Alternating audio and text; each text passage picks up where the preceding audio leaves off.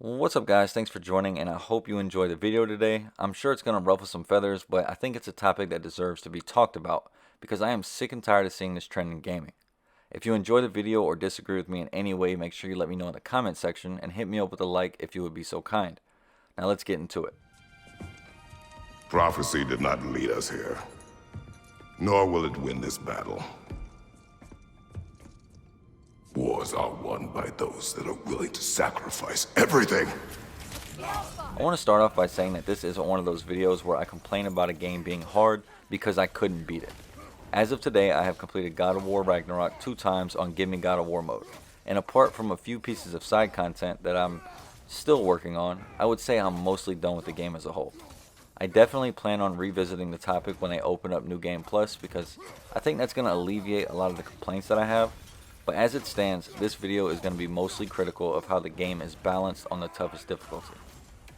I've been playing games for the majority of my life, and a few years ago after the birth of my second son, I knew I wasn't going to have as much time to burn through title after title anymore. So I made a choice then that I would buy a game that I thought was going to be fun, and right out of the box I would only play it on the hardest difficulty possible. My thought process was always that if it took me a lot longer by virtue of playing a game this way, that I could thoroughly explore a game in a more leisurely pace while still giving me that get good gamer feel in the shorter windows that I had available to play. And then Dark Souls was released, and instantly I was in love. It was built to be challenging right out of the gate without even needing to adjust the difficulty in the settings. The game was mechanically challenging at the time and had a world that encouraged deep exploration while always keeping you on the edge of your seat as you turn every corner. At the time, the most challenging game I had played was Ninja Gaiden 2 or 3 on the most difficulty setting, and that game was constantly beating my ass the entire time. And while I enjoyed the hell out of it, I always felt that the game was unfair because my character, who was supposed to be this badass ninja with all these years of training and accomplishments from previous games, and yet if I get hit one time by an enemy, I'm dead. Meanwhile, I have to put countless hits on every enemy in the room in order to progress through the game. Dark Souls made me feel at least even with the enemies I was facing.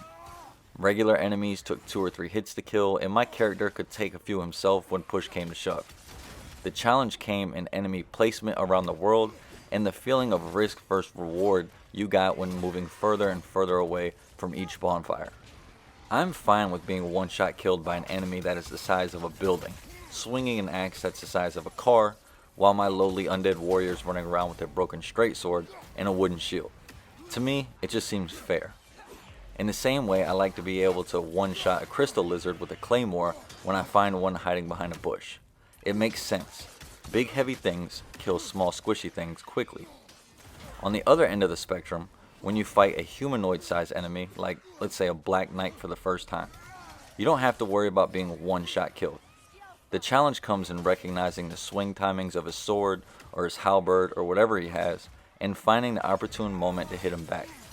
You can sit there and dodge roll to your heart's content as long as you manage your stamina properly, but the moment you go in for an attack, you are opening yourself up to messing up your timing on defense, and from there things can spiral out of control.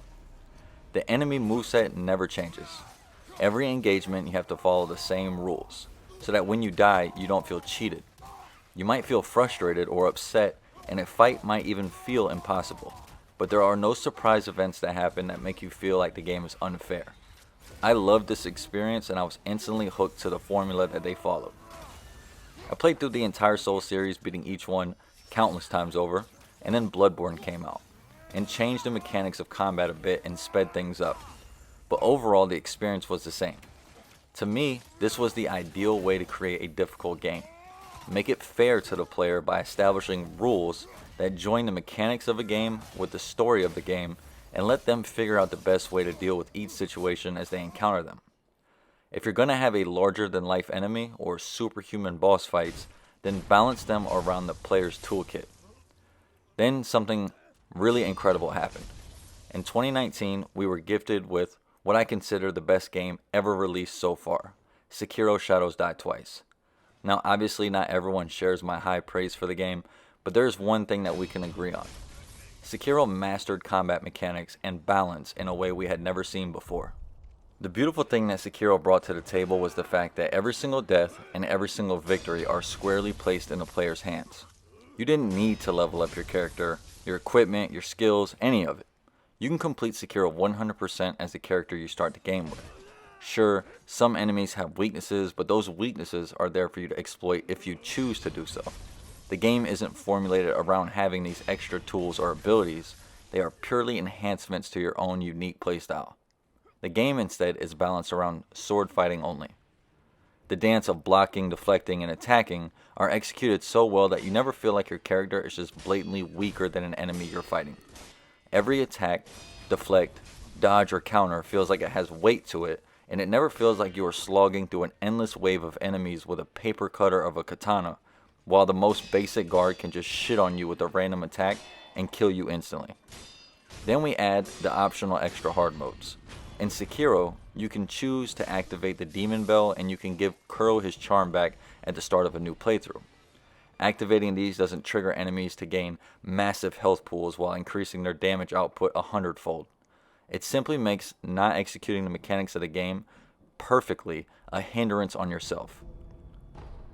If you miss time a deflect and instead block, you'll receive a small portion of the damage that you normally would have blocked entirely. Blocking too many attacks without deflecting and you're dead. But it doesn't outright murder you or make enemies damage sponges. It makes the game more challenging for sure, but it makes it challenging by challenging you to master the mechanics of the game. So how does any of this relate to God of War Ragnarok? Ragnarok has multiple difficulties to choose from. The lowest of the bunch pretty much places the game on rails and allows you to experience it as an interactive movie where you really can't ever lose. Kratos will absolutely crush every enemy, and on the other side of the scale, enemies will do minimal damage when they hit Kratos or Atreus. The other end of the spectrum is called Give Me God of War, and in this difficulty, you could pretty much remove the title God of War from your brain because you're no longer that guy. The ghost of Sparta furrows his brow menacingly. He resists the urge to grunt. I'm going to say it now. Do not play this game on Give Me God of War if you want to enjoy it. Let's start with the beginning of the game and establish the rules that the developers want us to follow. You essentially have 4 weapons in this game. One being unlocked much later in the game in the form of a spear, which really only shines for solving puzzles and killing one guy in particular. The other weapons are the Leviathan Axe, the Blades of Chaos, and the Shield Fist combo. And finally, we have the companion abilities, which are going to serve mostly as just an additional source of damage throughout a prolonged fight. During encounters where we are facing large groups of enemies, your companion can distract a group of them and allow you to focus on smaller groups individually. Each companion has a special ability that you can choose from, which again either causes huge damage or helps with crowd control. All of these items and abilities can be upgraded using resources that you find throughout the game, and at first glance we have a pretty decent foundation to work with. If the argument for Game of the Year came down to purely combat, Ragnarok would hands down take the cake. The problem is that none of it matters in Give Me God of War mode.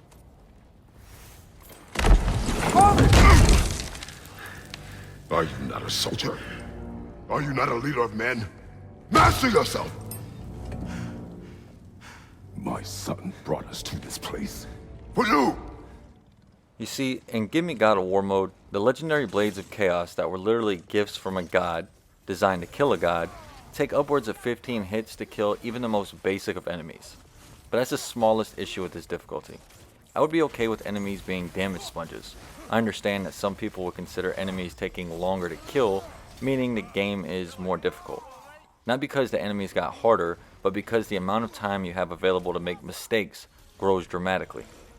The real issue is the absolute desolation of any sort of damage resistance that Kratos once had.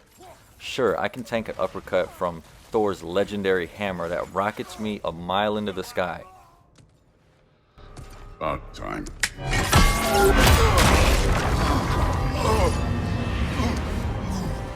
I've been waiting for this. You're not from here. We got a tradition called blood payments. It means I get a piece of you for what you took from my family. You'll pick it up. But a snowball thrown by a Hellwalker, instant death. step in a pool of poison while you're trying to maneuver around the combat arena, and because the camera doesn't show anything further than 2 inches behind Kratos' back, you didn't get to see where it landed. 3/4 of your health pool gone. Now you're 1 hit away from death. Not even joking. During the final fight of the game with Odin, you will take more damage from stepping in the poison than you would if you get hit with his legendary spear attack once. It's absolutely insane, because on my end of the game, I slam my axe into an enemy so hard that it literally freezes the cells in their body. And what happens to them? They take a bit more damage for a limited amount of time, and instead of 15 hits with the Blades of Chaos, we only need 10 this time. So yeah, it's just not fun. This is all compounded by the mid-fight level up that enemies tend to do after being hit once. The way it works is pretty straightforward. During a fight, if you do damage to an enemy, they will attempt to empower themselves. This can be interrupted, and during any fight, it should be your #1 priority to avoid this from happening by using your companion to shoot them with an arrow, and hopefully it staggers them enough to stop the change from taking place. You can also just throw your axe at them. But when they do power up, they gain a large chunk of health back, do even more damage when they hit you, and now they can't be thrown into the air or stun locked.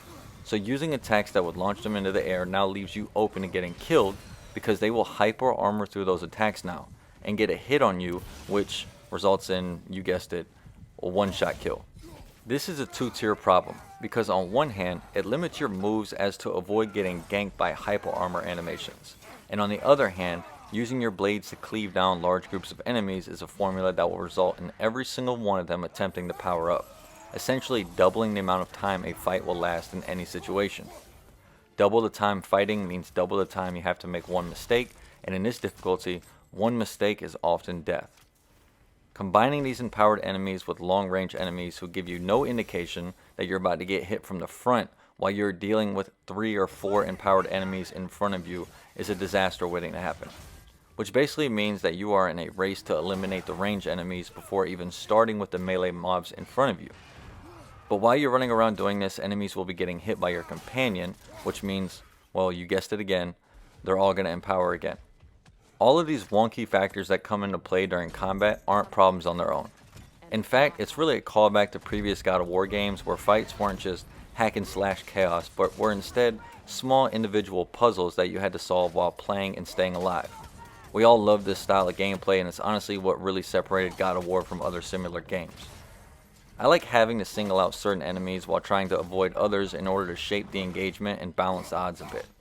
I like that elemental damage comes into play and forces you to juggle weapons and abilities mid-combat to get the best results.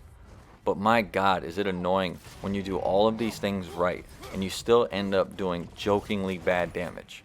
You could play perfectly for 10 minutes straight, not make a single mistake, and then a nightmare blows up next to you from off the screen, and all that hard work and perfect gameplay just gets thrown in the garbage. It's not difficult, it's just straight up unfair.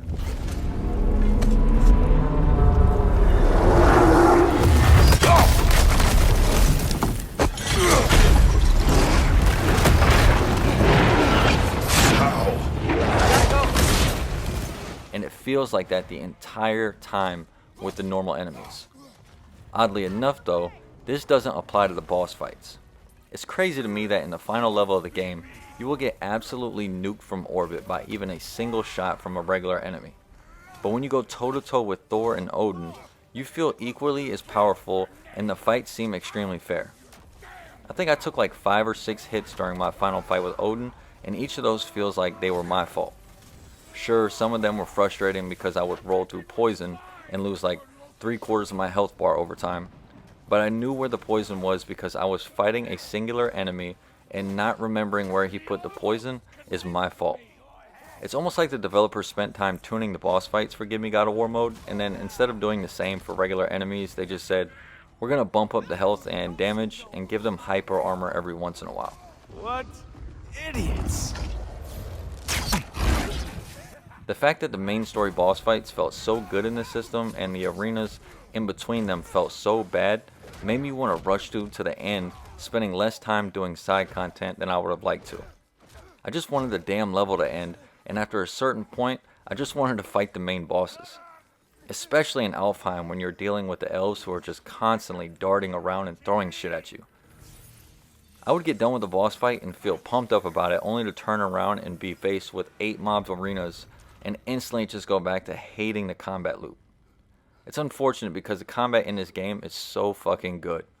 They did an incredible job at making a truly rewarding and refreshing take on God of War, and I just wish that this trend of difficulty is when enemies have a ton of health and you take so much damage. It's crazy to me that a game like Sekiro can be released and have so much high praise from players for its balance, while also being known for its high skill cap. Yet we are still in this crazy cycle of difficulty is just a weak main character and strong normal enemies.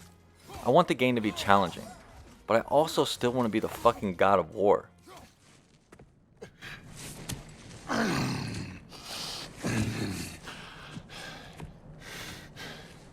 Don't you know what I've done? Yes! But what will you do now? We don't change.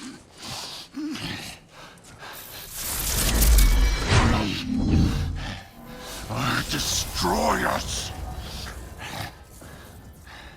No more. No more. So I'll close with my proposed changes because I think that ranting about something doesn't really do anything productive. If I could talk to the guys in charge of balancing this difficulty, I would say the following. Instead of increasing enemy health astronomically, how about every enemy in Give Me God of War has an elemental resistance, like you're going to encounter later on with the Hellwalkers anyway. Enemies that are resistant to frost can hyper armor when using the axe on them, but they won't when using the blades or the spear. Instead of having Kratos take damage as if every normal mob in the game has a copy of Mjolnir, let's make it where the damage is the same as on every other playthrough, but each attack builds up a posture bar that will break and leave you open to a critical attack for 3 seconds or something, forcing you to use your rage meter or something to break it as a panic button when you don't really want to. And finally, don't make it so that every enemy in the game can empower itself. I like the concept of regular enemies becoming a force to be reckoned with, but let's not go overboard and just have every enemy when it takes damage try to buff up. You're discouraging me from using the Blades of Chaos, and this is God of War. I'll use the Draugr as an example.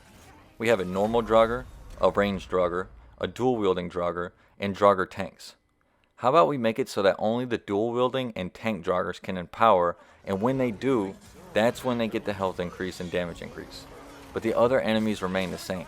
That creates the puzzle that you have to solve mid-combat that we all know and love, and would alleviate some of the absolute bullshit you have to deal with in what was clearly not a very well-tested difficulty setting.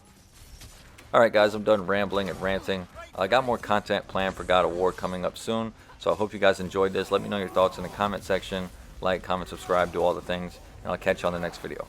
Peace.